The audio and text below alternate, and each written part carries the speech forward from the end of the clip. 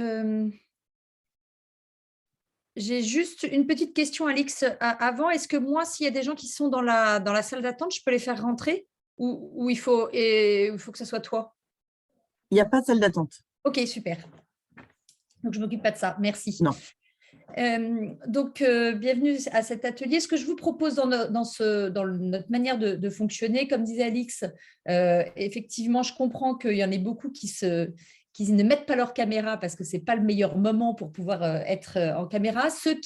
Pour qui c'est OK, je veux bien, c'est juste parce que c'est plus agréable pour moi. Hein. Donc voilà, s'il y en a quelques-uns, c'est super. Autre chose, il me semble que ça peut être intéressant que vous puissiez poser des questions pendant le webinaire. Donc, il y a le chat que je vais pas pouvoir, enfin, je vais regarder de façon régulière, mais je ne peux pas l'avoir en direct parce que quand je vous partage mon écran, je n'arrive pas à voir le chat en direct. Donc, je ferai des petites pauses pour aller regarder. Mais il y a aussi la possibilité de m'interrompre et c'est OK pour moi que vous m'interrompiez et que vous posiez la question pour qu'on s'arrête et que ça soit au moment où la question vous vient. Hein. Et si par hasard, ça prend un point qu'on verra par la suite, de toute façon, je vous le dirai. Donc, voilà. Ce que je vous propose éventuellement, c'est déjà dans le chat, pour ceux qui sont OK, c'est d'indiquer ce que vous attendez, qu'est-ce qui fait que vous vous êtes inscrit à ce webinaire. Et puis, on va commencer tranquillement. Alors, hop. Alors, rapidement, qui je suis. Donc, effectivement, je ne l'ai pas noté, mais je suis Sophie Loras, promo 98 comme Alix. Après l'ESCA, j'ai fait un petit peu de marketing et puis rapidement, je me suis orientée vers l'accompagnement.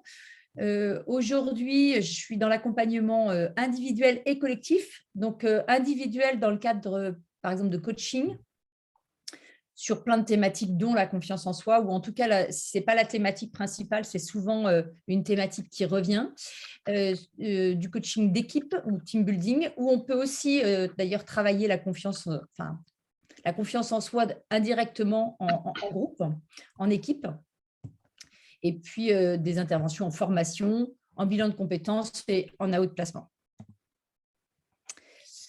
Alors, pardon, juste peut-être avant, je vais aller si vous avez indiqué 2-3 petites choses dans le chat.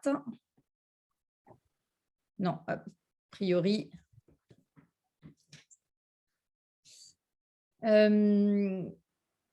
Alors, effectivement, là, ce que certains peuvent dire, c'est ces notions de clés supplémentaires pour améliorer sa confiance. Travailler sur cette notion d'imposteur, du syndrome de l'imposteur, pardon, et de la comparaison.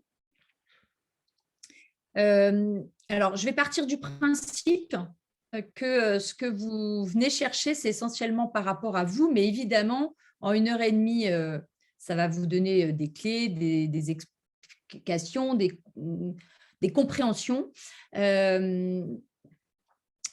Comment dirais-je, et c'est applicable pour les autres aussi, c'est-à-dire que ça peut être en tant que parent ou aussi en tant que manager, comment je peux contribuer à développer la confiance de mes équipes ou de certains dans l'équipe. Maintenant, dans les exemples qu'on va prendre, à chaque fois, ils seront plutôt professionnels, mais par rapport à vous.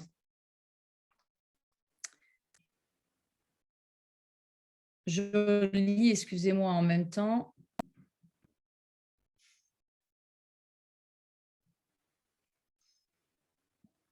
OK. Alors, pardon. Donc, d'abord, qu'est-ce que veut dire la confiance en soi en termes de définition? Déjà, première chose, en latin, on a comme, qui veut dire avec, et fidere, en fait, pour la suite, qui veut dire se fier. Donc, ça veut dire qu'on remet à quelqu'un quelque chose qui est précieux pour nous. Je me fie à l'autre. Là, en l'occurrence, je me fie à moi-même. Donc, la confiance en soi, c'est bien un sentiment d'assurance, de sécurité qui me permet de me fier à moi-même. Alors, ce qui est important à bien comprendre, c'est que ce n'est pas inné. Il y en a qui en ont, on a la sensation qu'il y en a qui en ont plus que d'autres, mais c'est parce qu'ils l'ont travaillé. Et ce n'est pas parce qu'on l'a dans un moment donné, on va revoir ça dans les caractéristiques, qu'on l'a tout le temps. Et on peut avoir des situations où on est confiant et d'autres où on ne l'est pas.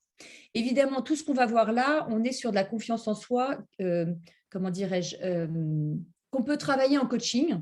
On n'est pas sur des problématiques plus, comment je pourrais le dire, plus lourdes, de grosses difficultés de confiance en soi dans un environnement, dans tous les environnements, quels que soient les environnements, quelles que soient les situations, et qui durent depuis très longtemps, d'accord? Même si les explications sont valables, évidemment. Donc, la confiance en soi, c'est bien une sensation intérieure qui donne le courage d'agir pour atteindre ses objectifs. Donc, c'est la croyance que j'ai la capacité de réagir dans une situation. C'est du coup être bien avec soi-même. Hein. C'est effectivement avoir des bonnes relations avec soi-même. On est bien en rapport, là, quand on parle de confiance en soi, on est bien en rapport avec soi-même. Alors, parfois, on peut faire des erreurs par rapport à l'extérieur, avoir l'impression qu'il y a des gens qui ont une super confiance en eux parce qu'ils sont un peu arrogants, ils prennent beaucoup de place. Ce qu'il faut savoir, c'est qu'en général, l'arrogance est plutôt un signe de manque de confiance en soi. Mais c'est une manière de prendre la place malgré le manque de confiance en soi. Donc, si j'ai confiance en moi, c'est que je m'accepte comme je suis et ça veut dire que j'accepte que ce que je suis et je m'accepte comme je suis. On va regarder évidemment ça. Excusez-moi. Voilà. Une petite définition pour remettre cette notion de confiance en soi dans le bon ordre, on va dire. On a l'estime de soi. L'estime de soi, c'est avoir de la valeur. D'accord ? C'est une reconnaissance de sa propre valeur. La confiance en soi, c'est une reconnaissance de ses capacités. Je me sens capable de. Et l'affirmation de soi, c'est le fait de pouvoir s'exprimer, dire les choses, ses opinions et ses sentiments. Donc, l'affirmation de soi, c'est des compétences, on va dire, relationnelles. La confiance en soi, c'est des compétences personnelles. Et l'estime de soi, pardon, c'est bien ma capacité à m'attribuer de la valeur. On va voir voilà, les trois peut-être un tout petit peu plus détaillés. Donc, l'estime de soi, c'est la reconnaissance de sa propre valeur. Et ce qu'on va… pardon. L'idée, c'est de voir ces trois-là parce qu'en fait, évidemment, elles interagissent les unes avec les autres. Et si j'ai une bonne estime de moi, ça va m'aider à avoir confiance en moi. Si je n'ai pas confiance en moi, ça va abîmer mon estime de moi. Et inversement, d'accord ? L'estime de soi, c'est vraiment donc la reconnaissance de ma propre valeur. Et ce qu'on va expliquer, c'est que souvent, si je considère que je n'ai pas une bonne estime de moi, c'est que je considère qu'il y a une différence, un écart entre la manière dont je me perçois en réel et ce que j'aimerais être. Ce qui veut dire assez rapidement, hein, donc on va voir les deux écarts, ça veut dire que si peut-être que je ne me perçois pas comme il faut et qu'en travaillant sur la manière de bien me percevoir, ça va m'aider à travailler mon estime de soi puisque je vais réduire mon écart. Ou alors, peut-être que je voudrais être quelqu'un que je ne serai jamais parce que je suis trop différente de cette personne-là. Et c'est peut-être ce souhait qui n'est pas ajusté. Donc, là, je le fais en très, très vite, mais dans l'estime de soi, si je travaille sur la réduction de cet écart, ça va m'aider. Hop. Excusez-moi.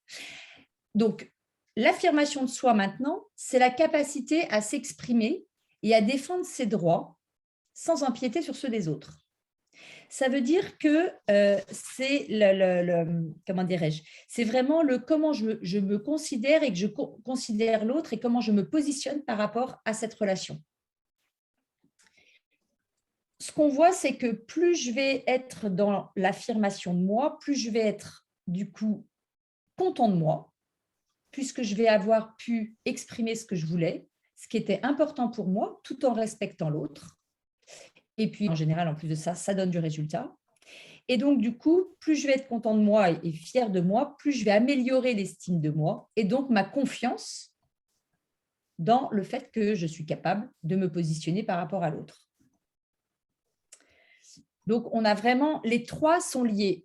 Ce qui veut dire que si je travaille, entre autres dans le monde professionnel, si je travaille sur l'affirmation de moi, je vais travailler indirectement ma confiance en moi.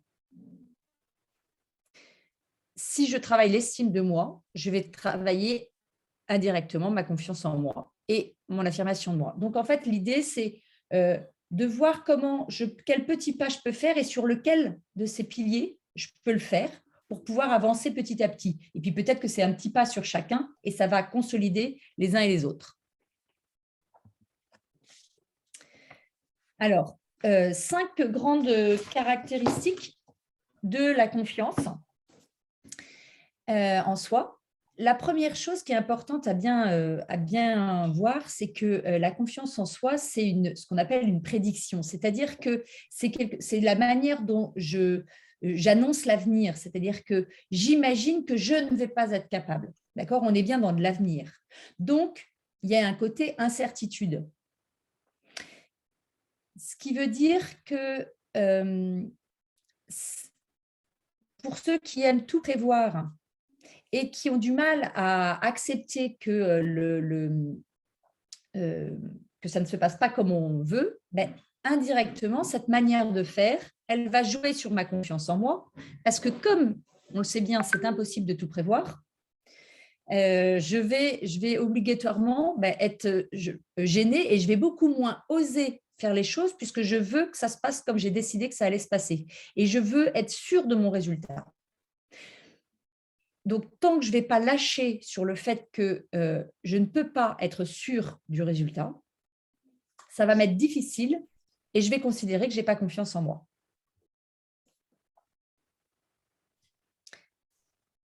Est-ce que ça vous paraît OK pour l'instant?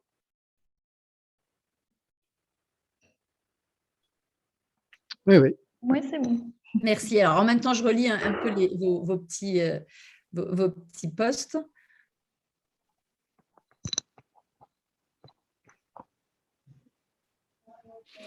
Alors, par exemple, par rapport à cette notion de prédiction, je prends l'exemple d'une personne à qui elle allait passer des entretiens. Évidemment, quand on passe un entretien, on a envie de le réussir. En revanche, si je ne supporte pas l'idée que cet entretien ne puisse pas être positif à la fin, ça ne veut pas dire d'ailleurs ne pas le réussir, hein, ça veut dire ne donne pas un résultat qui est positif comme étant recruté par exemple, si ça m'est très difficile, je ne vais pas avoir confiance en moi puisque je ne peux pas être sûre que ça va fonctionner.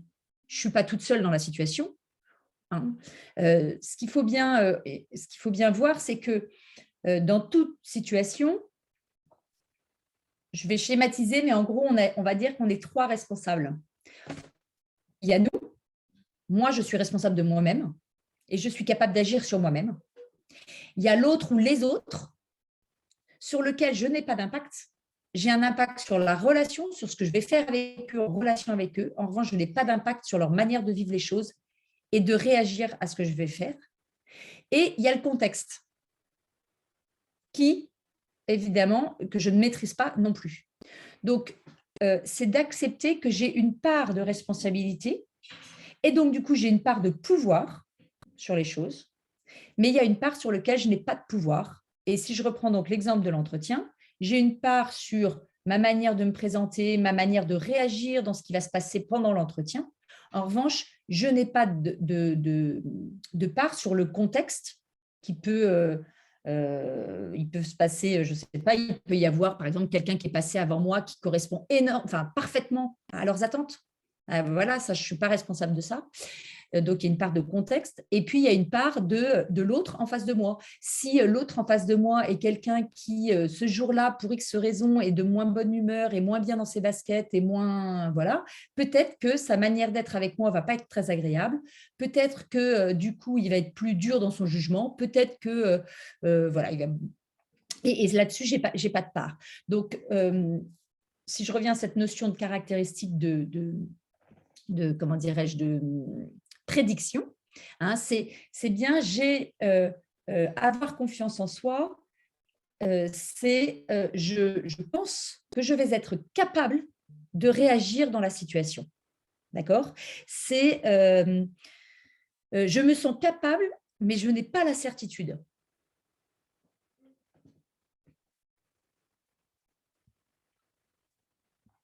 Donc, deuxième caractéristique, on va considérer qu'elle est réaliste. La deuxième caractéristique, c'est-à-dire que j'ai confiance en moi, la manière d'avoir confiance en soi, elle s'appuie sur notre expérience. Donc réelle, où notre cerveau va faire des associations. C'est-à-dire que, évidemment, on entend bien qu'il y a des personnes qui… La confiance aveugle, pardon, elle ne serait pas justifiée, elle ne serait pas bonne, elle serait même peut-être dangereuse. Hein. Donc, notre cerveau, il fait quoi? Il va travailler la confiance, il va considérer que vous êtes capable de réagir et de gérer la situation parce que la situation lui rappelle quelque chose qu'il a déjà vécu. Du coup, on va s'inspirer naturellement de nos résultats obtenus. Maintenant, ça, c'est notre cerveau qui le fait très, très vite.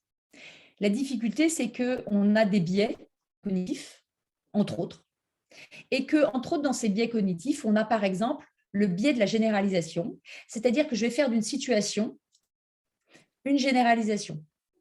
Je reprends l'exemple de l'entretien d'embauche. Je passe un entretien. Cet entretien se passe pas bien parce que la personne en face de moi, par exemple, est agressive, me met mal à l'aise, enfin voilà. Bien, je risque de généraliser cette situation et d'avoir l'impression qu'à tous les entretiens, ça va mal se passer.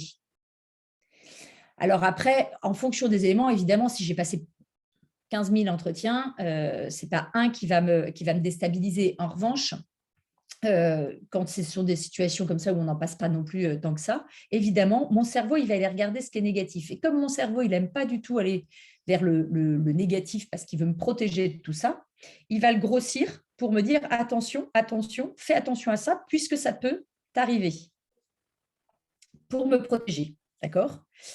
Donc, voilà, il y a donc ce biais de la généralisation. Il y a aussi, ça peut être aussi le biais de la confirmation. D'accord ? C'est-à-dire que notre cerveau… alors, pardon, je vois, en fait, j'ai pu afficher la petite discussion. Je vois comment formater mon cerveau pour aller plus vers le positif. En fait, ce qu'il faut comprendre, c'est que notre cerveau, il est programmé pour nous sauver.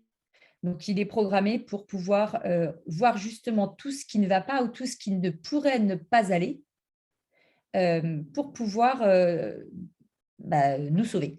Et donc, du coup, pour formater mon cerveau, c'est-à-dire qu'il faut que moi-même, je sois consciente des choses pour pouvoir le transformer en positif. Alors, on va regarder après des petites suggestions de manière de faire par rapport à cette notion de confiance en soi, mais c'est de bien comprendre que de toute façon, notre cerveau tout seul, il ne va pas aller regarder ce qui est positif. Même s'il y a des personnes qui sont plus positives que d'autres, on va considérer ça dans leur mode de fonctionnement. Hein, on va voir des personnes qui ont des personnalités qui nous semblent être plus positives que d'autres.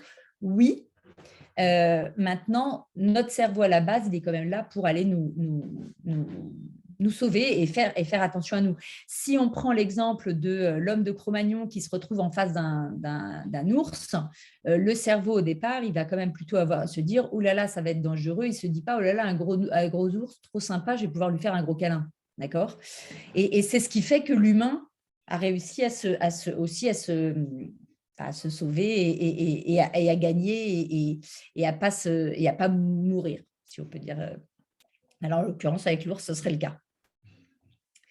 Donc, en comprenant que mon cerveau va aller regarder ce qui est réaliste, c'est de voir aussi que comment dirais-je, comme mon cerveau, par moment, mon cerveau va plus me protéger que d'autres pour différentes raisons. Alors après, il peut y avoir beaucoup d'explications qui peuvent être parce qu'en ce moment, je suis moins bien, parce que, enfin voilà, il y a plus de difficultés. Et donc, du coup, mon cerveau va, dans ce côté réaliste, risque de s'appuyer sur des expériences qui n'ont pas été très positives.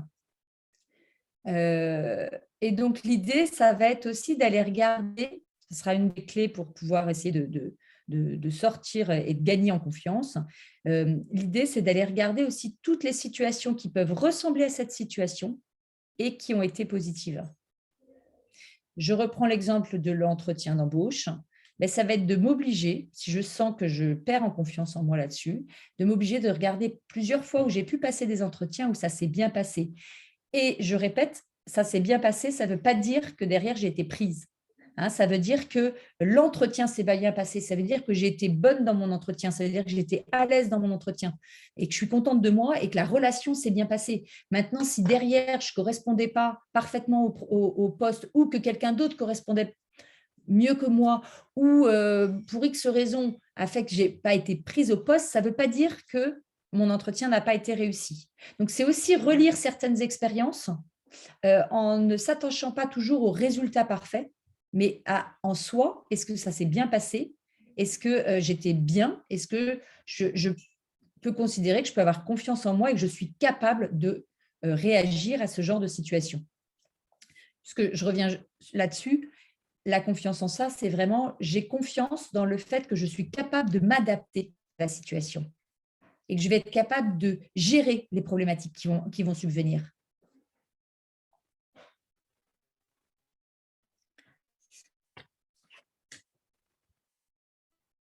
Alors,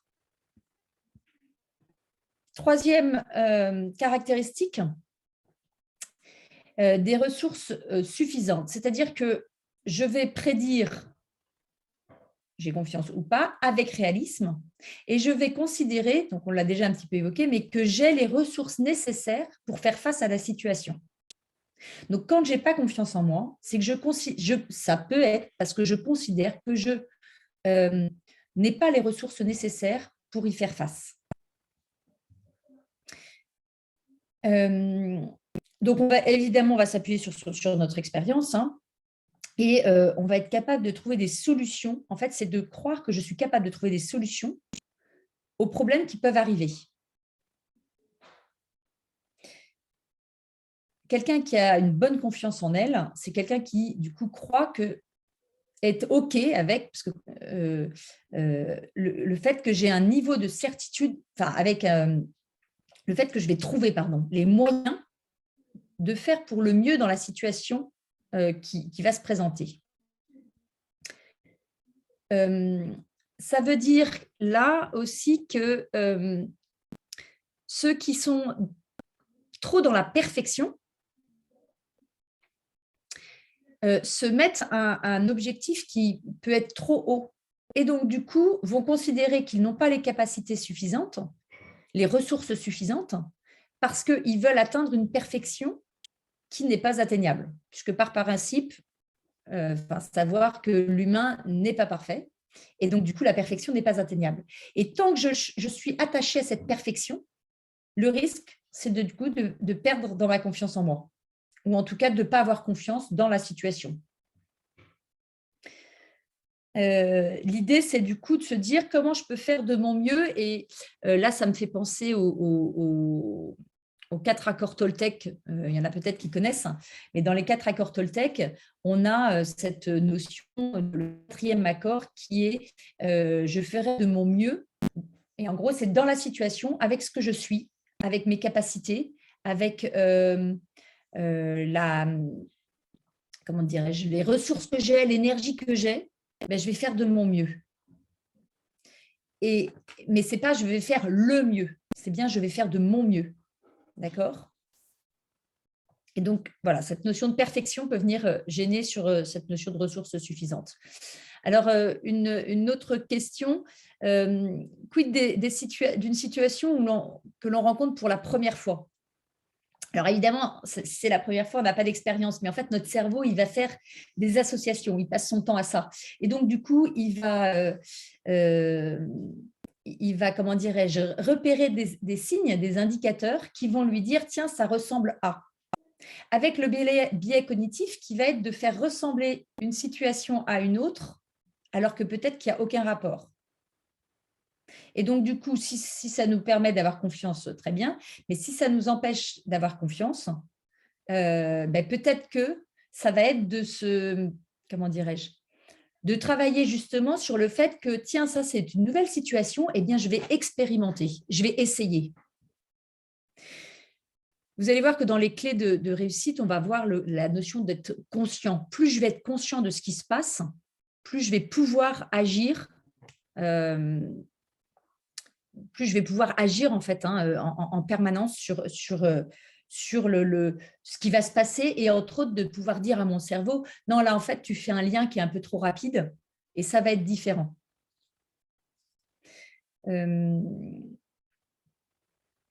Qu'est-ce que je pourrais vous donner comme exemple? J'interviens en réunion, ça ne se passe pas bien. On me pose une question à laquelle je ne sais pas répondre, ça me met mal à l'aise, j'ai la sensation qu'on n'apprécie pas ma manière de faire. Évidemment, si de quelques temps après, je suis de nouveau dans un environnement où il y a du monde et où j'interviens devant ce monde, ce qui n'est pas une réunion, donc c'est peut-être la première fois d'ailleurs que je suis dans cette situation-là, je vais faire un lien avec cette réunion. Il y a des fortes chances. Et mon cerveau, il va même faire des liens avec des choses qui sont parfois très infimes, comme il y avait des gens avec un pull rouge, et là, je me retrouve avec du monde, et il y a encore 2 personnes avec un pull rouge, et mon cerveau, hop, ça va les faire tilt, et ça va me mettre dans une situation un peu de peur. Ce qu'on dit, c'est que pour casser une fois que c'est mal passé, il faut au moins 10 fois pour que ça se passe bien, pour que notre cerveau ne se dise plus « attention, attention, attention ». D'accord? Donc, je suis en réunion, ça ne se passe pas bien. Globalement, il faut que je fasse 10 réunions où ça se passe bien et qu'en plus de ça, de façon consciente, je me dise « tiens, ça fait 10 fois que ça se passe bien » pour que comment dirais-je, pour que ça casse la peur que mon cerveau va avoir en réaction. Parce qu'en plus de ça, dans notre cerveau, ça va évidemment très vite et il y a des réflexes qui peuvent se mettre en route. Ce que je disais d'ailleurs tout à l'heure sur la caractéristique juste d'avant, la caractéristique 2, sur cette notion de réalisme, la difficulté de notre cerveau comme biais cognitif aussi, c'est qu'il va faire ce qu'on appelle le biais de la confirmation, c'est-à-dire qu'il va aller naturellement, on a tendance à aller confirmer qu'on a bien raison de penser ce qu'on pense. Donc, je sens que je n'ai pas les capacités de prendre la parole en public. Au moment où je vais arriver dans une situation où je dois prendre la parole en public, je vais me dire, ah non, tu vois, là, il y a encore plein de gens, il y a encore En fait, mon cerveau va repérer des indicateurs qui vont lui dire, oui, tu as raison d'avoir peur et que tu n'es pas capable. D'accord?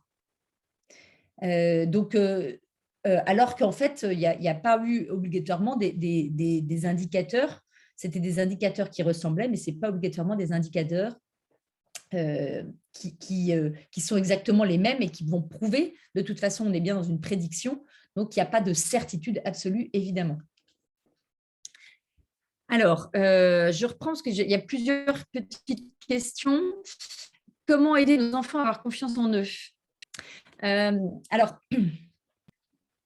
je vais plus répondre sur le côté pro, bien sûr. Il y a un côté pour les enfants, parce que sur cette notion d'enfant, dans la confiance en soi, je vois la question d'après, à quel âge ça se développe. Il faut savoir que ça se développe dès la conception. On considère que ça se développe dès la conception et que ça va venir jouer. Maintenant, comme c'est quelque chose qui s'acquiert, on peut toujours le travailler, quel que soit là où on en est. Donc, ça, c'est important de garder ça à l'esprit. Il y a, entre guillemets, il n'y a jamais rien de foutu. Tout est possible. Maintenant, il faut y aller petit à petit. Voilà. Après, sur aider nos enfants ou en tout cas aider nos collaborateurs à travailler sur la confiance, il y a plusieurs choses. C'est d'abord, la première chose, c'est nous-mêmes avoir confiance en l'autre, avoir confiance qu'il a des capacités pour s'en sortir. Et avoir confiance, ça ne veut pas dire que j'ai confiance dans le fait que tu vas avoir 20 sur 20, mais j'ai confiance dans le fait que tu vas être capable de réaliser ton examen, ton évaluation, et qu'en fonction de ce qui va se passer, ben, tu as les capacités de te retourner et de grandir et d'avancer. D'accord. Dans la notion de confiance, je ne l'ai pas redit, mais en latin, on a aussi un lien avec la notion de foi. C'est-à-dire que j'ai foi en toi, je crois en toi. Mais je ne crois pas dans un résultat. Je crois dans le fait que tu as des capacités et que il va y avoir des choses qui vont se produire et que tu es capable de réagir avec ce qui va se passer. Alors, parfois, j'ai foi et je crois que le résultat va être là. Hein, ça, c'est super. Mais voilà, détacher du résultat parce que sinon, ça met une pression en plus de ça qui n'est pas ajustée. Et puis après, la personne, elle va vous dire, en fait, si je reprends l'exemple d'un collaborateur, croire en l'autre, c'est croire qu'il est capable, qu'il va y arriver. D'accord. Ça veut dire que j'accepte qu'il y ait quand même parfois des erreurs. Parce que c'est juste la vie, c'est juste normal. Ce qu'on dit, c'est que je ne peux pas avoir confiance en moi si je n'accepte pas l'échec, l'erreur. Voilà. À partir du moment où je ne supporte pas l'erreur n'est pas possible dans mon schéma de pensée, je ne peux pas avoir confiance en moi puisque je veux réussir à tout prix et que je le sais, la vie me l'a déjà prouvé, ce n'est pas possible. Hein. Donc, ça va être pareil pour l'autre. Donc, avec nos collaborateurs, c'est de se dire comment je peux lui montrer que j'ai confiance dans le fait qu'il va y arriver, qu'il va réussir à faire quelque chose, qu'il va pouvoir agir, et que s'il n'y arrive pas, il va être capable d'aller chercher des ressources et de venir peut-être me voir. Alors, comment prévenir le risque exacerbé la confiance en soi pour soi chez l'autre, pouvant nous faire tomber dans la mauvaise foi?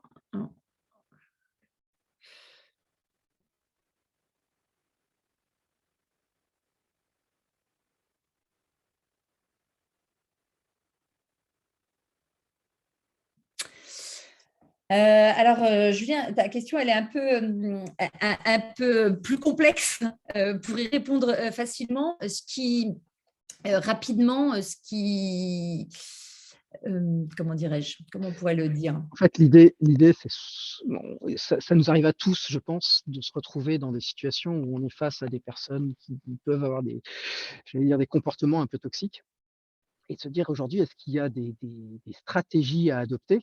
Alors moi, je sais que j'ai tendance personnellement à me détacher en fait de ça et à rester très objectif sur le fait, mais on sait très bien qu'il y a des gens qui, peuvent aller jusqu'à la mauvaise foi parce que je parle plus fort que l'autre et donc si on m'entend plus, j'ai plus raison et à ce moment-là, c'est vrai que ça peut être, perturbant, y compris pour nos collaborateurs, de se retrouver face à quelqu'un qui a énormément d'assurance, quitte à aller dans la mauvaise foi et de se dire: «Voilà, mais quelles sont j'allais dire un petit peu les stratégies qui nous permettent entre guillemets de nous raccrocher à quelque chose face à cette situation qui est somme toute probablement assez commune et assez difficile, quoi».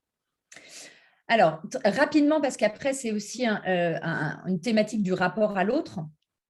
Mais les personnalités qu'on peut, nous, en tout cas, juger toxiques ou toxiques pour nous, hein, sans en faire obligatoirement une personne toxique dans l'absolu. Alors, il y a la vraie pathologie. Hein.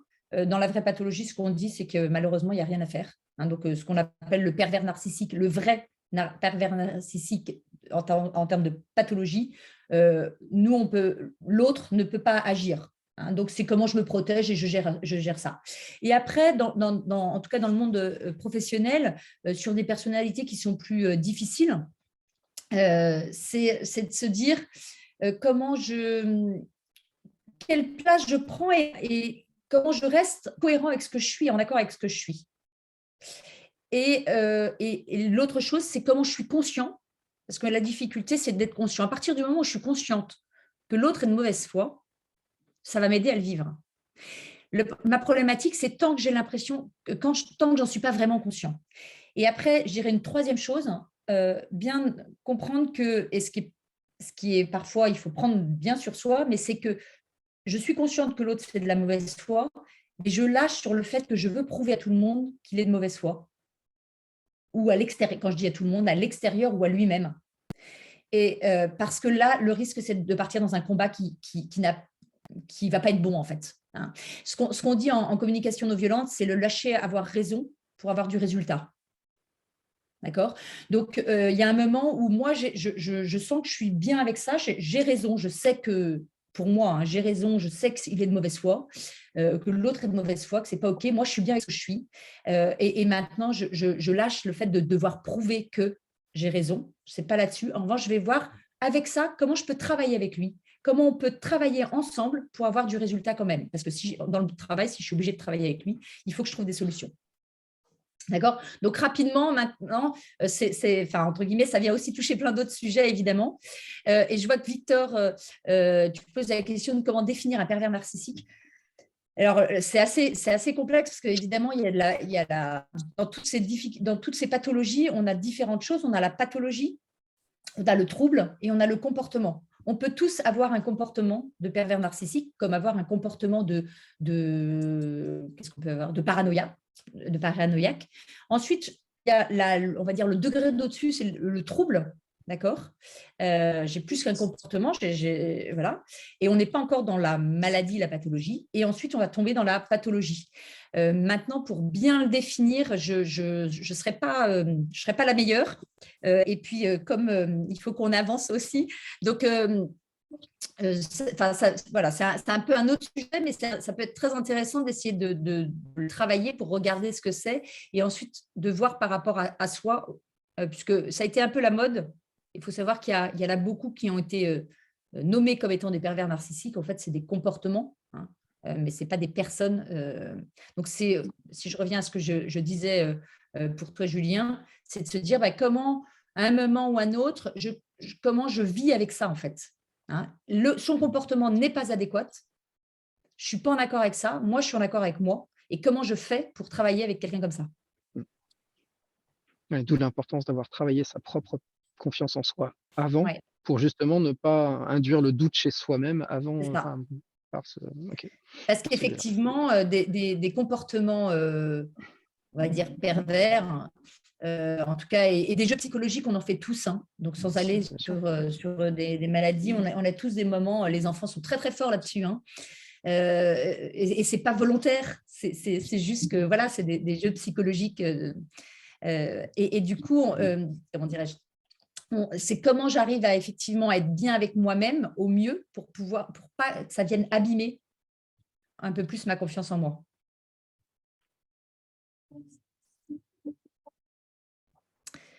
Alors, quatrième caractéristique, la confiance en soi, elle est dans un domaine particulier. Ça, c'est vraiment important aussi de bien comprendre ça, c'est que très souvent, on en fait un tout.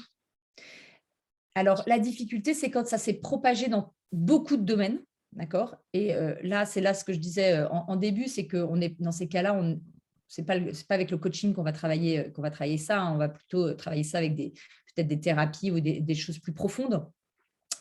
Mais dans l'idée du domaine, de bien comprendre le domaine particulier, c'est-à-dire que je peux avoir confiance en moi en tant qu'expert, si je prends un exemple professionnel, en tant qu'expert parce que justement j'étais en marketing, j'étais une experte du marketing et je deviens manager d'une petite équipe, 2 personnes. Et là, je vais perdre confiance en moi sur cette notion de manager. Ma difficulté, c'est que mon cerveau, dans ces cas-là, il peut, il ne fait pas toujours, mais prendre l'ensemble. Et donc, du coup, avoir la sensation que ça y est, je perds confiance en moi. Non, je n'ai pas confiance en moi sur la partie management parce que c'est nouveau, parce que je ne suis pas formée, parce que ça me pose plein de questions. OK, mais ce n'est pas pour ça que je perds confiance en moi sur ma partie marketing, mon expertise d'avant. Donc, de bien se souvenir que c'est sur un domaine et que souvent, hein, ce que je mets, c'est que de l'extérieur, on a cette sensation que c'est général en fait. Et donc, elle est bien spécifique. Ce qui a deux enfin pour moi, qui a plusieurs points positifs. Un premier point positif, c'est que pour la travailler, du coup, je vais pouvoir aller travailler un point spécifique. Ce n'est pas toute ma personne. D'accord? C'est bien à cet instant-là, dans ces moments-là, sur ce sujet-là, que j'ai une problématique de confiance en soi. Donc, et du coup, l'autre bonne nouvelle, c'est que c'est pas toute ma personne qui est remise en question. Hein, c'est bien, je prends conscience que sur ce domaine-là, je ne crois pas suffisamment en mes capacités pour y arriver comme j'aimerais y arriver. Donc après, c'est là où dans un travail, on peut regarder ce qui éventuellement est à réajuster, soit à travailler, soit à réajuster. Donc, je refais juste le petit parallèle avec, entre autres, le biais bien de la généralisation, hein, ce que je viens d'expliquer, le biais cognitif de la généralisation.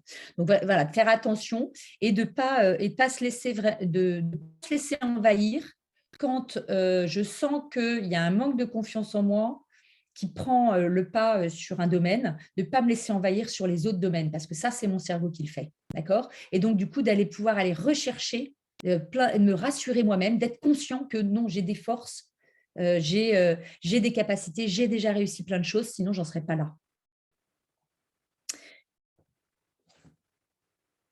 Enfin, dernière caractéristique, elle est temporaire. Alors, avec un effet qui est que elle n'est pas définitivement acquise. Elle est en permanence remise en question indirectement, d'accord? Et que j'ai besoin de la travailler en permanence. Avec le côté, en revanche, le point positif, c'est que je peux la travailler, je peux avoir eu peu de confiance en moi à un moment sur quelque chose et avoir gagné en confiance en moi ensuite, hein, de le travailler. Et donc, l'espoir est vraiment permis de pouvoir grandir en confiance en soi sur beaucoup de domaines. Enfin, sur tous les domaines d'ailleurs. Ça dépend de ceux que je vais décider de travailler. Ce qui veut dire aussi que, ce que j'ai déjà évoqué, mais c'est qu'une nouvelle expérience négative va venir jouer sur ma confiance en moi. D'accord? Et ce qui veut dire que l'idée, c'est comment je vais pratiquer pour avoir confiance en moi. Donc, entre guillemets, en conclusion, par rapport à ça, c'est de se dire que comme c'est temporaire, il faut que je pratique, il faut que je m'exerce, il faut que j'y aille. Si je reste que dans l'envie, il ne va rien se passer. D'accord? J'aimerais pouvoir prendre plus facilement la parole en réunion. J'aimerais être plus à l'aise, j'aimerais avoir confiance en moi lors des réunions. Et si je ne me lance pas un peu, alors après, il faudra voir dans quel cadre je me lance, comment je me lance, enfin bon, voilà, éventuellement de le travailler. Mais si je me permets pas d'essayer, je ne peux pas gagner en confiance. D'accord? La confiance en soi, elle se construit et elle se construit entre autres par l'action. Ça veut dire aussi que une autre suggestion pour la travailler, c'est comme elle est temporaire, je peux avoir, par exemple, alors si on prend l'exemple de quelqu'un qui fait du sport, on le voit bien, hein, quand je pratique, je m'améliore. Dès que j'arrête de pratiquer, je perds énormément. Dans le sport, c'est assez flagrant en général. Si on prend par exemple la course à pied, vous courez, vous avez un bon rythme et puis vous arrêtez pendant un an, quand vous reprenez, vous n'avez pas le même rythme. D'accord? Ça veut dire qu'il est important pour moi d'aller chercher des expériences passées où ça s'est bien passé, d'obliger mon cerveau à aller regarder, tiens, regarde, ça s'est déjà bien passé, j'ai été capable de, et j'ai confiance dans le fait que du coup, je vais être capable, en le travaillant, de m'améliorer.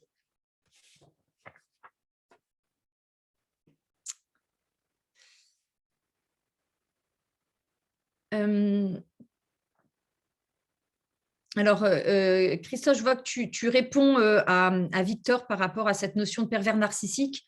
Voilà, ça peut être, après, ça peut être un échange entre vous, mais je t'invite, Victor, à aller chercher de l'information là-dessus. Donc, Christophe, tu poses aussi que faire de ces échecs pour qu'ils ne dégradent pas trop notre confiance. Donc ça, on va le revoir aussi, mais ce qui est important, c'est qu'en fait, je crois, Je crois que la petite histoire, c'est Lincoln, donc le président américain, qui est arrivé, quand il est arrivé au pouvoir aux États-Unis, il y a un journaliste qui lui a dit, dis donc, comment vous avez fait pour garder la foi alors que vous avez eu 118 défaites à des élections, donc dans son passé. Hein. Et Lincoln a répondu, mais ce n'est pas des échecs. Ou il a dû dire 118 échecs. Ce n'est pas des échecs, ce sont des expériences de vie qui m'ont permis d'apprendre et de grandir. Donc, cette notion d'échec, c'est aussi une manière de voir les choses, c'est-à-dire qu'en fait, on regarde que le résultat. Et si je reprends l'exemple du recrutement, je regarde que je n'ai pas été retenue pour prendre le poste. D'accord ? Et je considère que c'est un échec. Mais en soi, tout le processus de recrutement, tout ce qui s'est passé, c'est une expérience qui va m'avoir appris des choses. Donc, c'est comment je me détache d'un résultat qui n'est pas à la hauteur de ce que je voulais moi. Alors, en plus de ça, alors après, le résultat, est-ce que le résultat, il n'est pas là, j'espérais un résultat que je n'ai pas eu. Est-ce qu'il était réaliste et atteignable? Donc, il peut y avoir plein de raisons qui font que le résultat, il n'est pas atteint. Ensuite, de se souvenir qu'il y a toute une part qui ne vous appartient pas. D'accord ? Je n'ai pas la main sur tout. Je devais prendre un poste et il y a le Covid qui arrive et ils arrêtent toutes les embauches. Ben, je n'ai pas le poste. Est-ce que c'est un échec ? En tout cas, c'est une situation qu'on peut, pour certains, appeler échec. Mais l'idée, c'est qu'est-ce que ça m'apprend ? Et vraiment, c'est toujours une bonne question dans les expériences, c'est qu'est-ce que cette situation que moi, je ne vis pas bien, parce que ça ne me plaît pas, parce que ce n'est pas ça que j'attendais, d'accord ?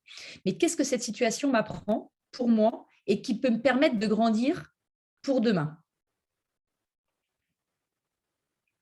Donc voilà, de pouvoir regarder cette notion d'échec comme situation, comme expérience de vie, et puis de se rappeler deux autres choses. Un, cette notion de perfection, la perfection n'est pas atteignable.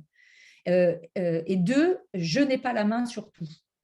D'accord ? Donc, je peux pas tout. Et de plus en plus, hein, dans notre quotidien, on le voit bien, et entre autres, le Covid est venu bouleverser quand même tout ça en nous disant, bah, voilà, le contexte a un impact sur tout et vous n'avez pas la main sur tout.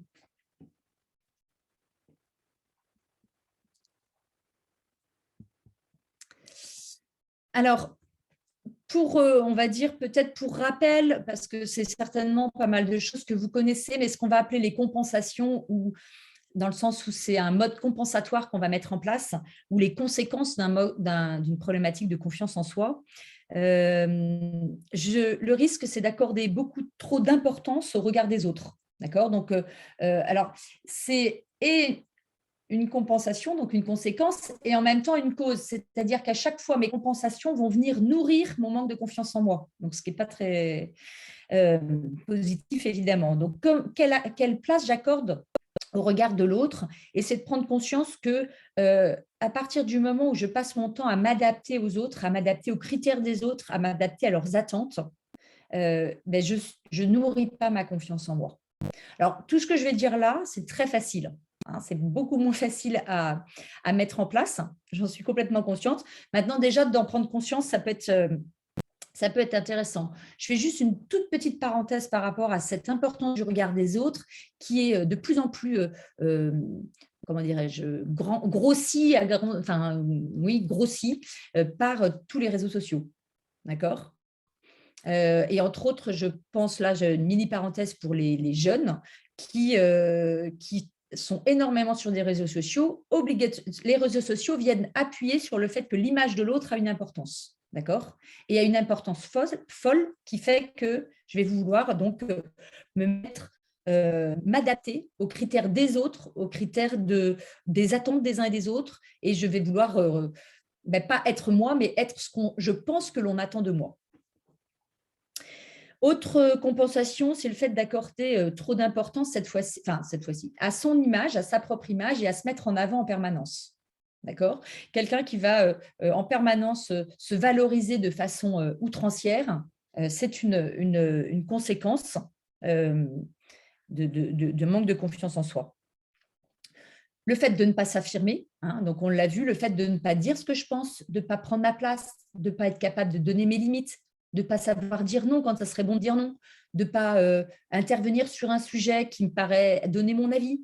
Voilà. Hein, tout ça va être une manière de manque de confiance, enfin, qui est une conséquence du manque de confiance en soi et qui, indirectement, encore une fois, va venir nourrir le manque de confiance en soi. Va venir appuyer. Je ne vais pas utiliser le mot nourrir, parce qu'il y a un côté positif dans le mot nourrir, alors que là, ça vient, vient appuyer, vient grossir, on va dire, le manque de confiance en soi. Autre point, c'est la notion de rigidité et de fermeture, entre autres par rapport au jugement. C'est-à-dire que quand je n'ai pas confiance en moi, je suis encore plus critique dans le sens jugement rigide que quand j'ai confiance en moi. Le fait de m'attacher à des, comment dirais-je, à des critères très rigides, par exemple, ceux qui ne disent pas, ne mangent pas de telle manière, se comportent de telle manière, ça ne se fait pas, c'est très mal, c'est pas bien, c'est voilà. Eh bien, plus je vais manquer de confiance en moi et plus je vais être dure dans mon jugement et rigide. C'est-à-dire que je peux considérer que le fait de tenir sa fourchette de telle et telle manière, c'est pas la bonne manière, c'est OK. Mais à partir du moment où je suis dans un jugement rigide, c'est une manière de me rattacher à des règles auxquelles j'adhère de façon comment je pourrais dire, rigide, je me rattache à ces règles et j'ai la sensation, et ça me rassure en fait de me rattacher à ces règles. Voilà. Quand j'ai confiance, je suis dans l'ouverture et je suis pas dans de l'insécurité. D'accord? Et donc, du coup, quand je n'ai pas confiance en moi, je vais avoir besoin d'aller me rassurer auprès il faut, il doit, je dois, l'autre doit, enfin voilà. Et donc, je vais avoir un jugement qui va être très dur envers l'autre et en général également envers moi-même. Autre conséquence, c'est le manque de confiance en l'autre. Parce qu'il faut savoir que plus j'ai confiance en moi, plus je vais être à l'aise pour faire confiance en l'autre. Parce que avoir confiance en moi, c'est être capable de croire que j'ai les capacités de m'en sortir, de m'adapter, de réagir par rapport à la situation. Et je vais donner ça aussi par rapport à l'autre. Je vais le croire capable de s'adapter, d'être capable de réagir.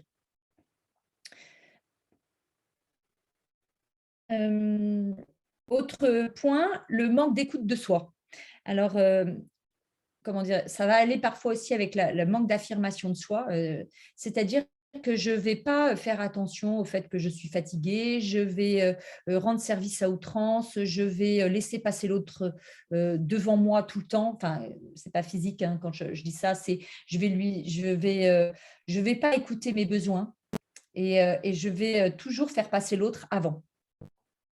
Autre compensation possible, hein, ça ne veut pas dire qu'on les a toutes, c'est que le risque, c'est que je parte dans la plainte et que je me positionne un peu en victime. Quand je me positionne en victime, quelque part, je suis dans un manque de confiance en moi parce que je n'ai pas confiance dans le fait que je vais pouvoir me sortir de cette situation. Le sacrifice et le dévouement qui revient un petit peu avec l'idée du manque d'écoute de soi. D'accord, je vais me sacrifier, je vais me dévouer à outrance. Hein. Dans la notion de sacrifice, rendre service, c'est tout à fait OK. En revanche, se sacrifier, il y a peut-être quelque chose qui n'est pas ajusté. Autre chose encore, c'est le fait de se croire indigne. Qui est une conséquence aussi d'un manque de confiance en soi. Pardon.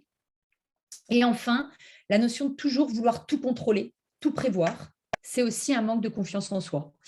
Ce qu'il faut savoir, c'est que plus je vais avoir confiance en moi, plus je vais avoir, ce que j'ai dit tout à l'heure, confiance en l'autre et confiance en la vie. Oui, il va se passer des choses. Oui, il y a des choses sur lesquelles je n'ai pas la main et que je ne peux pas prévoir. Mais oui, j'ai les capacités de m'adapter et de gérer avec ça. Et je ferai de mon mieux.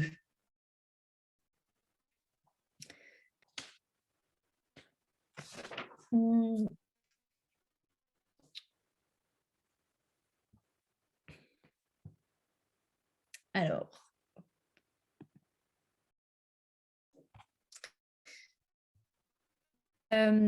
Maintenant, l'idée de clés pour vous aider à grandir en confiance. Alors, il y a déjà des choses qui ont été dites, mais qui ne vont pas être reprises de la même manière. Là, dans ces clés, l'idée, c'est de regarder comment je peux petit à petit, alors pas par des exercices, mais déjà par des grandes, on va dire des grandes théories, travailler sur ces clés-là, peut-être pas tout en même temps, et du coup, petit à petit, m'orienter vers une meilleure confiance en moi. Alors, la première clé proposée, c'est de pratiquer ce qu'on appelle la vie consciente. La vie consciente, c'est-à-dire que je prends du recul, j'accepte la réalité comme elle est. Ça veut dire que c'est au-delà des apparences. Je ne me mets pas des œillères, je ne suis pas dans le déni, d'accord ? J'accepte la réalité en face et j'agis en accord avec ça. C'est-à-dire que, par exemple, je peux être consciente que j'ai un mauvais comportement à un moment, mais si dans ma manière de choisir mon action et que mon choix d'action est inapproprié, là, ça va être, je vais venir gêner ma conscience. C'est-à-dire que je suis consciente que mon comportement n'est pas adapté et je ne rectifie pas et je ne fais pas ce qu'il faut pour pouvoir le réadapter. Et là, ça va venir jouer. Donc, plus je vais être consciente, parce qu'on va le voir juste après sur la notion d'acceptation de soi, c'est qu'on ne peut pas être parfait. Donc, c'est d'être conscient que par moment, je ne suis pas parfait, je ne suis pas dans les qualités peut-être que j'aimerais avoir. Mais l'idée, c'est comment je suis consciente des choses et quelles actions je mets en adéquation par rapport à ça. Et peut-être que parfois, ça peut être juste de dire j'en suis consciente et c'est comme ça. Deuxième clé, c'est l'acceptation de soi. C'est-à-dire comment j'accepte mes pensées, mes émotions, mes forces, mes limites, mes blocages. Comment j'accepte le fait que je ne suis pas parfait. Et parfois, il y a des choses qui ne me plaisent pas, mais qui correspondent à ce que je suis. Et après, plus je vais être consciente, plus je vais les accepter plus je vais m'accepter comme je suis, plus je vais pouvoir travailler sur ce que j'ai envie de faire changer. Troisième clé, la responsabilisation de soi. Donc, c'est l'idée, donc on l'a un peu évoqué, c'est de dire que je suis responsable de moi-même. J'ai la main sur comment je vis les choses et ce que je vais faire de ce qui se passe. D'accord ? Donc, en revanche, c'est attention à ne pas tomber dans l'exagération inverse, qui est je suis responsable de tout. Non, je ne suis pas responsable de tout. Ce que je disais tout à l'heure, si on réduit rapidement, mais il y a bien trois parties, si on peut le dire comme ça. Il y a moi, il y a les autres et il y a le contexte. Alors, je ne sais pas si vous voyez, moi, j'ai quelqu'un qui fait des dessins sur le PowerPoint. Oh, voilà. Donc, de bien être conscient, je suis responsable de moi, c'est-à-dire que je ne suis pas responsable des faits, de ce qui se passe, d'un contexte. En revanche, je suis responsable de la manière dont je le vis. Et je suis responsable de ce que je vais en faire. Donc, c'est de trouver la bonne place de responsabilité tout en donnant la bonne place de la responsabilité au contexte, aux autres. Je le répète, il y a quand même une part qui ne nous appartient pas. Donc, l'idée, c'est comment être responsable et pas être dans la victimisation. Parce qu'en plus de ça, si je suis responsable, je suis acteur et je peux faire bouger les choses. Mais ne pas prendre non plus toute la responsabilité, parce que sinon, dans ces cas-là, c'est l'inverse. C'est accepter qu'il y a une part sur laquelle je n'ai pas de pouvoir.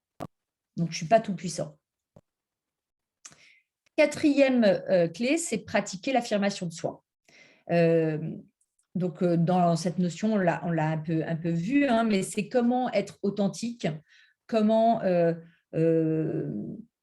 dire, exprimer mes besoins, mes valeurs, mes émotions.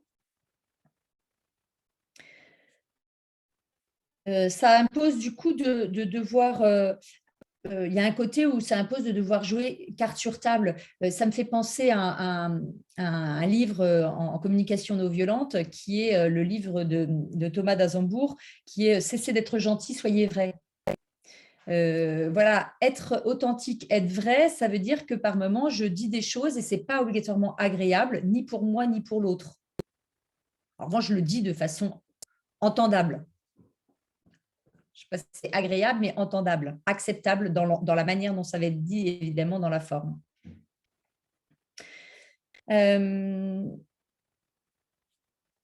Cinquième clé, on va l'appeler pratiquer la vie axée sur sa vie sur un but. C'est-à-dire que je vais me fixer des objectifs, je vais orienter mes capacités pour qu'il se passe quelque chose. Je décide de travailler ma confiance en moi. D'accord? Ça va être, je décide de… alors après, là, je vous donne cet exemple-là, mais ça peut être n'importe quel exemple. Je décide de m'améliorer sur tel point en management. Je décide voilà, je me fixe des buts qui peuvent être des buts très concrets, comme des objectifs qui peuvent être un peu plus, qui vont donner une direction. Enfin, dernière clé, être intègre. Notre comportement est en accord avec nos idées, nos idéaux. C'est-à-dire que plus je vais être en accord avec moi-même, plus je vais contribuer à la confiance en moi. C'est-à-dire que quand alors il y a un lien avec aussi l'affirmation de soi, hein, mais quand je dis oui à quelqu'un alors que je voulais lui dire non, même si c'est mon boss, hein, eh bien, et que je ne suis pas en accord avec ça, parce qu'en plus de ça, ce n'est pas juste que je lui ai dit oui, enfin voilà, eh bien, je ne suis pas intègre avec moi-même. Je ne suis pas en cohérence. Et ça va venir jouer sur ma confiance en moi. Donc, dans mes comportements quotidiens, dans mes valeurs, dans mes idéaux, dans mes convictions. Et l'idée, c'est que on peut, par exemple, dans des valeurs, je peux ne pas être en accord avec l'autre. Ce n'est pas un problème, ça. On a le droit de ne pas penser pareil. En revanche, je l'ai dit parce que c'est important pour moi. D'accord ? Donc, comment je peux être, quand je suis en désaccord, pouvoir le dire et l'exprimer tout en respectant que l'autre ne pense pas comme moi.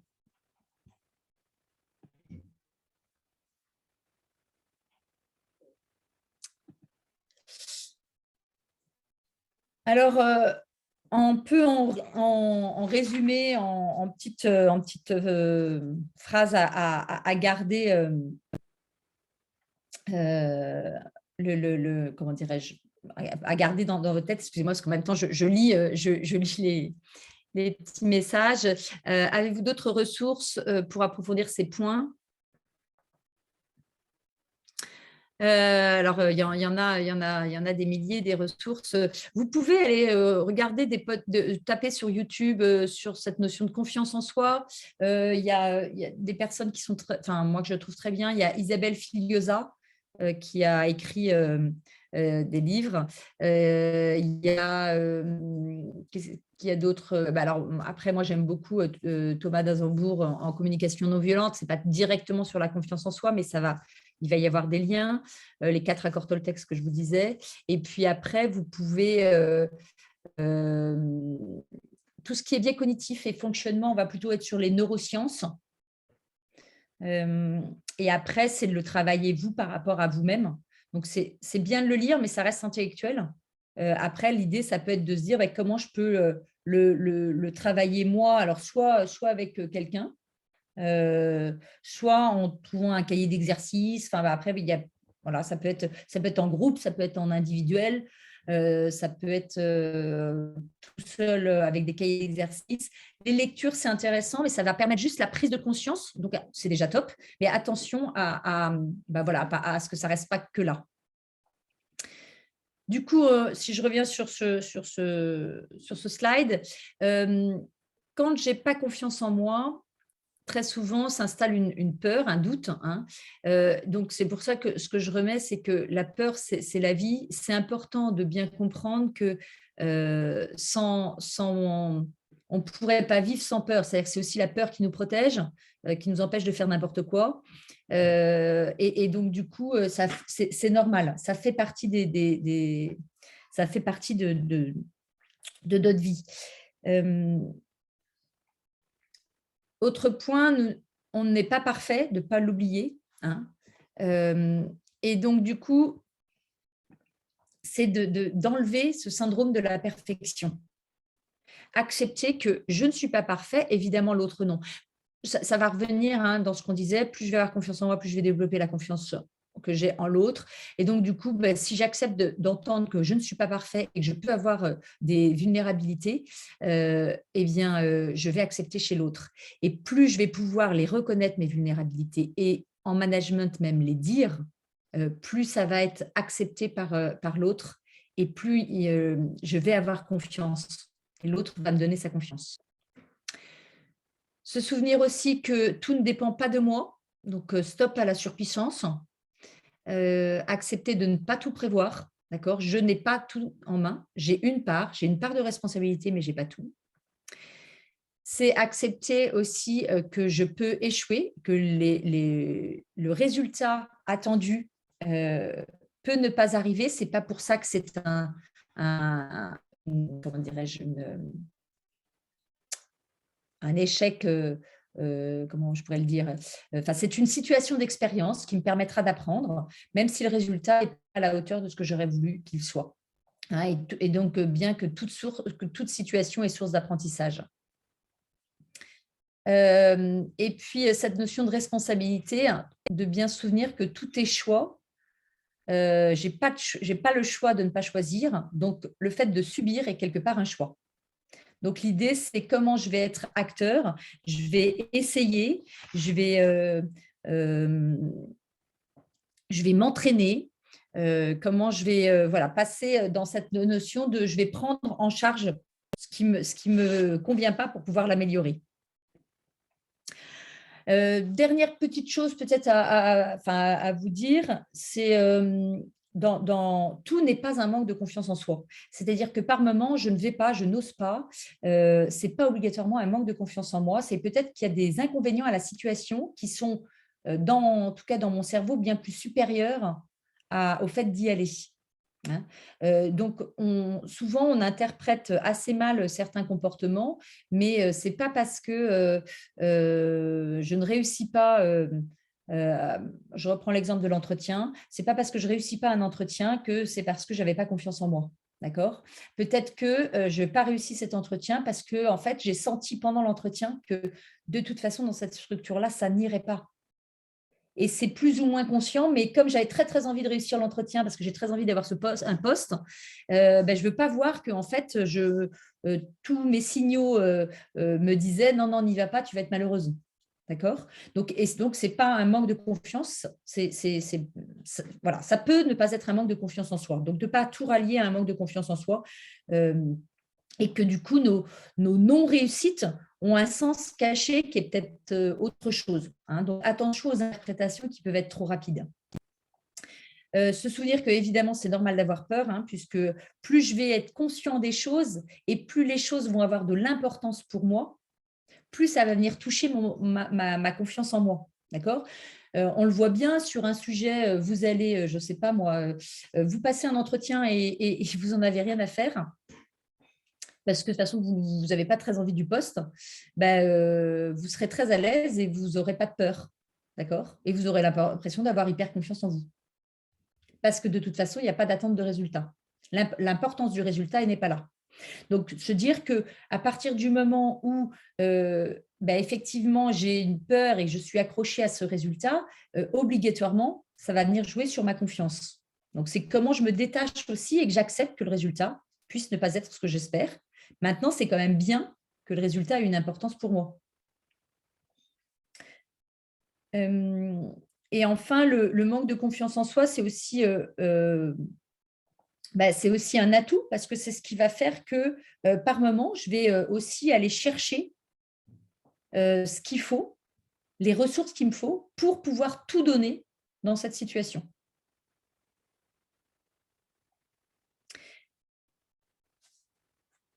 Alors, juste peut-être avant de reprendre, alors si vous avez des questions, n'hésitez pas. Là, on a fait le tour de ce que je voulais vous dire. Et après, je vous propose juste un petit exercice, alors peut-être à vous noter, parce que ça peut vous servir. Vous avez une situation sur laquelle vous avez la sensation que vous manquez de confiance. C'est de poser le de quoi j'ai peur dans cette situation. Concrètement, j'ai peur de quoi?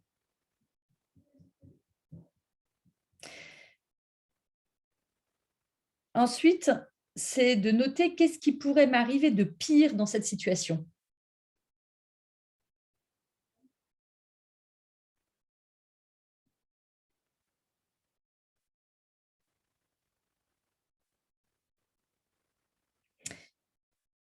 Ensuite, c'est d'identifier quelle part de responsabilité j'ai ou quelle part de pouvoir j'ai dans cette action.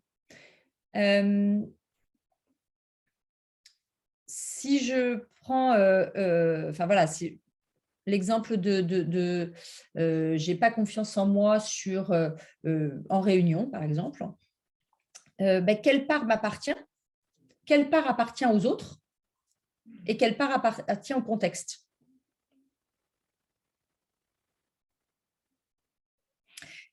C'est d'identifier aussi qu'est-ce qui est vraiment important pour moi dans cette situation.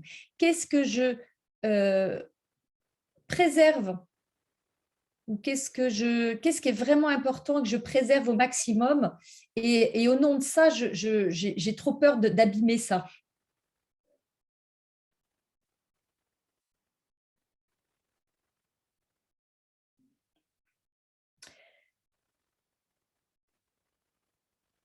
Ensuite, quel bénéfice j'ai à ne pas faire? Alors, autrement dit, quels seraient les inconvénients à oser? Et après, je vais vous proposer un exemple.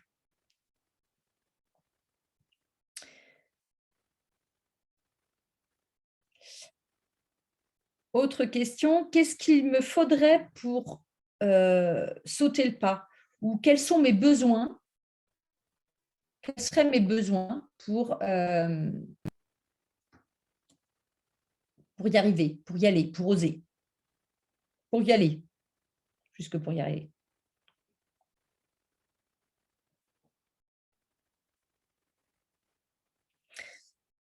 Et une dernière question, alors après, il peut y en avoir plein, mais qui pourrait être de se dire dans quel… En fait, l'idée, c'est de se déplacer dans le temps ou dans l'espace. Donc, c'est de se dire dans quel… dans le temps, est-ce qu'il n'y a pas une situation similaire dans laquelle j'ai réussi? Ça s'est bien passé. Et qu'est-ce que j'ai mobilisé? Comment ça s'est passé? Si je me déplace dans l'espace, ça pourrait être se dire, dans un autre contexte, je passe un entretien dans un autre contexte, d'accord? Qu'est-ce qui ferait que je serais à l'aise? Qu'est-ce que je peux mobiliser comme ressources? Se déplacer dans l'espace, ça pourrait être aussi de se dire, tiens, quelqu'un qui me semble être quelqu'un qui arrive bien, qui est bon, qu'est-ce qui mobilise lui? Comment ça se passe pour lui?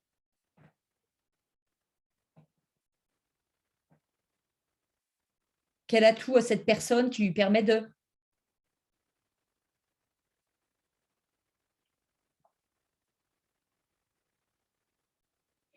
Donc voilà, ça, c'est quelques petites questions qui peuvent vous aider à travailler sur une situation, on va dire en auto-coaching un peu. Si on prend un exemple,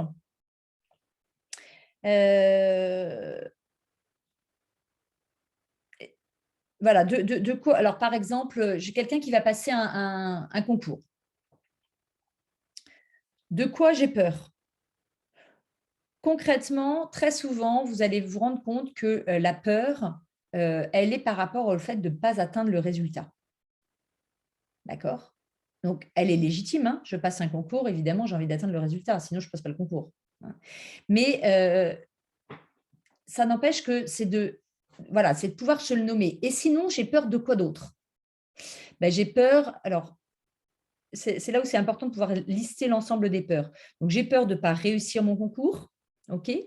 J'ai peur de pas être peut-être au niveau attendu. J'ai peur du regard des autres. Si je ne réussis pas le concours, j'ai peur de ne pas y accorder, de pas avoir travaillé assez. J'ai peur. Alors, on peut imaginer plein de choses, hein.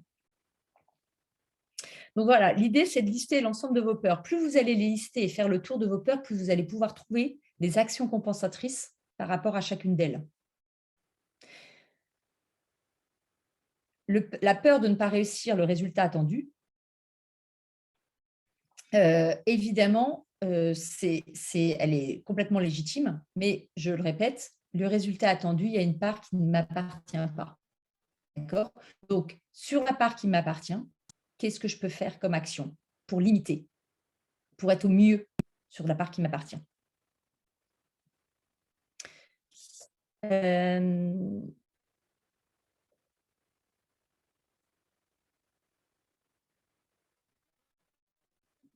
Alors, complètement, Sophie, tu disais que par rapport entre autres par rapport aux sportifs, mais la notion de visualisation positive, c'est aussi effectivement un très bon outil pour pouvoir travailler la confiance en soi. Ou en tout cas, travailler la confiance en soi dans cet entretien. Donc ça, on est sur des outils de PNL. Alors, il y en a plein, hein, des outils pour travailler, effectivement, et c'est un très bon outil de s'imaginer passer l'entretien, par exemple, si je ramène à l'entretien et que ça se passe bien et de se dire, tiens, je dirais ça et tout ça, ça va aider à ce que ça se passe bien derrière, parce que notre cerveau, il ne fait pas la différence entre ce qu'il imagine et la réalité. D'accord ? Donc, le fait d'avoir pensé déjà une première fois, d'avoir été dans la visualisation positive, eh bien, il va avoir l'impression qu'il a déjà vécu cette situation. D'accord ? Donc, ça va venir nourrir notre caractéristique de la réalité. D'accord ? Donc après, qu'est-ce qui pourrait m'arriver de pire dans cette situation ? C'est d'aller regarder si au pire des cas, hein, qu'est-ce qui pourrait m'arriver ? Et là, l'idée en général, hein, dans plein de cas, ça va quand même dédramatiser les choses. Dédramatiser parce qu'au pire des cas, vous ne réussissez pas le concours, mais vous n'allez pas mourir. Vous n'allez pas… voilà, toute votre vie n'est pas foutue, même si ça pourrait être la sensation qu'on en a. Qu'est-ce qui, dans cette situation, est vraiment important pour moi ? Et en fait, le fait d'aller chercher ça, ça va permettre aussi de ramener à des choses qui sont vraiment importantes pour moi, qui sont… alors, ça peut être la réussite, mais réussir, ça ne veut pas obligatoirement dire atteindre le résultat que je veux. Donc, comment je vais travailler et qu'est-ce que je vais faire pour aller nourrir ce qui est important pour moi ? Ça peut être la fierté. Ça, là, je vous donne des exemples par rapport à cette notion de je passe un concours, d'accord ? Ça peut être la fierté. Qu'est-ce que je vais faire pour être fière de moi ?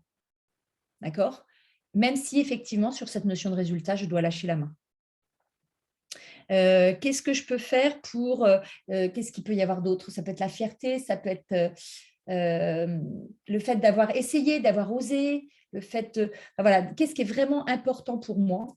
Et donc, du coup, d'aller regarder, il peut y avoir plusieurs choses, hein, et d'aller regarder et de se dire comment je peux quand même nourrir ça, puisque effectivement, j'ai une part sur laquelle je peux agir, et encore une fois, j'ai une part sur laquelle je ne peux pas agir. La question sur quel serait l'inconvénient à ne pas oser, à oser, pardon, et quel serait le bénéfice à ne pas oser ? C'est la même question à poser différemment. L'idée, c'est d'aller se dire, en fait, qu'est-ce qui me freine ? Qu'est-ce qui m'empêche d'y aller ? Et si je reprends l'exemple du concours, quel serait l'avantage à ne pas aller passer le concours ? Comme ça, je ne prends pas de risque et je suis sûre du résultat, je le connais à l'avance. Quel est mon bénéfice quel est… comment dirais-je ? Quel est l'inconvénient à passer le concours ? C'est effectivement de m'exposer au fait que je peux ne pas atteindre le résultat. Et donc, du coup, peut-être qu'un des inconvénients, c'est de prendre conscience que je ne suis pas à la hauteur sur telle et telle matière, sur telle et telle expertise, sur telle… ou en tout cas, je ne suis pas à la hauteur des autres, ou je ne suis pas… voilà. Et donc, c'est d'en prendre conscience. Parce que ce n'est pas parce que j'ai confiance en moi que je suis surpuissante, que je réussis tout. Avoir confiance en soi, c'est accepter que je n'y arrive pas aussi dans tout, je ne suis pas parfaite, je ne suis pas la meilleure, je suis pas… voilà. En revanche, je crois que je suis capable quand même d'essayer, quand même d'y arriver, quand même de trouver et de m'adapter avec ce qui va se passer. Qu'est-ce qu'il me faudrait pour sauter le pas? Si je reprends donc toujours cet exemple de concours, peut-être que pour oser et avoir plus confiance, ce qu'il me faudrait, c'est me rendre compte que je sois plus confiante dans ma manière de travailler. C'est peut-être de m'exercer, de passer des entretiens si j'ai des oraux voilà. C'est peut-être de faire de la visualisation et de me projeter dans quelque chose de positif. C'est peut-être de me remotiver. C'est peut-être de m'accorder plus de temps pour y arriver. C'est voilà, de quels seraient mes besoins pour pouvoir oser y aller. Et puis ensuite, ça va être de prendre voilà, des exemples dans le temps, ce que je disais, hein, ou dans l'espace pour pouvoir voir comment ils ont réagi à ça et qu'est-ce qu'ils ont mis en place pour que sur la partie sur laquelle ils sont responsables, ils ont pu agir au mieux.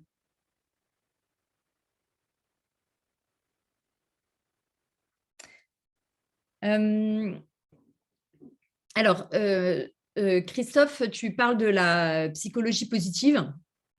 Alors, il y a plein de choses dans ce qui a été dit qui vient aussi de la psychologie positive.